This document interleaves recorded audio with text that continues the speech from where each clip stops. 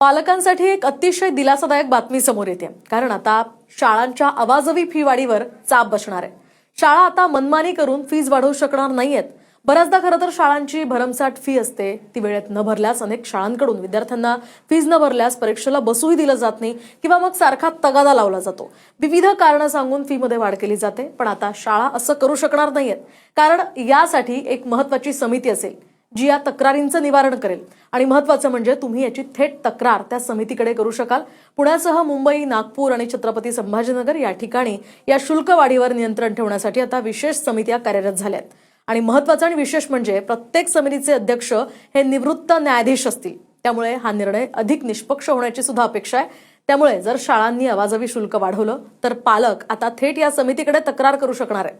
त्यामुळे शाळांची मनमानी कमी होण्याची शक्यता आहे। त्यामुळे पालकांना कायदेशीर संरक्षण आणि दाद मिळण्याचा अधिकृत मार्ग सोपा झालाय। त्यामुळे निदान शाळा आता फी वाढीवर नक्कीच विचार करतील ही अपेक्षा।